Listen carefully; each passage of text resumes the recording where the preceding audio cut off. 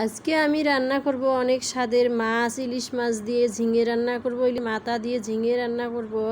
তো এখন দেখেন সবজিগুলো আমি কেটে নিতেছি। ঝিঙেগুলো, এই ঝিঙেগুলো আপনারা ঝিঙে বলেন, ঢাকায় ঝিঙে বলে, আমাদের দেশে এগুলি বলে সাতপুতি। গায়ে 7 রঙের ডোরা থাকে 7 জায়গায়, তাই এটাকে সাতপুতি বলে। কিন্তু ঝিঙে এটি ভালোই লাগে, দুন্দুলির এটাই ভালো লাগে, মিষ্টি মিষ্টি মিষ্টি লাগে না। আর দেখেন বৃষ্টি আসছে। তো এখন দেখেন আমি রান্না করতেছি। প্রথমে ইলিশ মাছে যেহেতু বেশি মশলা অ্যাড করব না, এর মধ্যে একটু হালকা পেঁয়াজটা একটু হালকা ভেজে নিলাম, আর মশলা টশলা সব কিছু দিয়ে দিলাম, কারণ এর মধ্যে আদা রসুন দিব না। ইলিশ মাছে কোনো আদা রসুন খাই না। এখন দেখুন মশলাগুলো কষিয়ে নিয়েছি। এর মধ্যে দেখেন ইলিশ মাছের মাথাটা, কানসাকা, এডি চুপা দিয়ে দিলাম, দিয়ে ভালো করে একটু কষিয়ে নিতেছি। দেখেন এর মধ্যে লাল লাল করে একটু তেল বেড়েছে, একটু কষিয়ে নিলাম। এখন একটু পানি অ্যাড করব, কারণ ভালো করে কষিয়ে না নিলে কাঁচা গন্ধ থাকে, তাই ভালো করে কষিয়ে নিলাম। এখন একটু পানি অ্যাড করব, তা বেশি একটু মানে ভাজা ভাজা করা যাবে না, কারণ ইলিশ মাছের ঘ্রাণটা থাকবে না, তাই একটু হালকা কষানো করছি। ঝোলটার জন্য একটু মানে ঘ্রাণটা থাকে, তাই মাছটা ভাজিও নাই, কারণ টাটকা মাছ ছিল, তাই ভাজি নাই। তো এখন আমি দেখেন কষায় নিয়েছি। এখন দেখেন হয়ে গিয়েছে, এই যে এখন মাছটি ঝোলটি সব সিদ্ধ হয়ে গিয়েছে।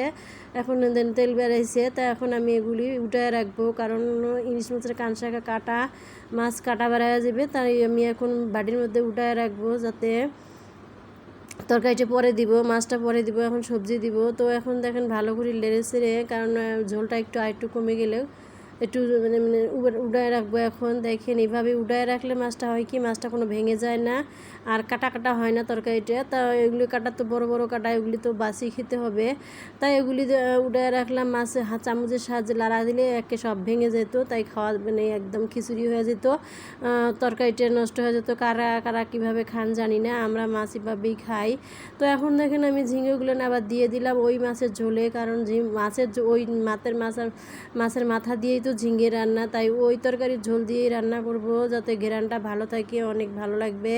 তা এখন দেখেন কতগুলো ঝিঙে, 1 কেজি ঝিঙে দেখেন কড়াই ধরে না, সে জায়গায় মিলি কতটুকু হয়ে গেল। তো এই সবজিটার মধ্যে একটু সবুজ সবুজ থাকবে, কারণ বেশি একটা গুঁড়ামরিচ দিব না, দেই নাই।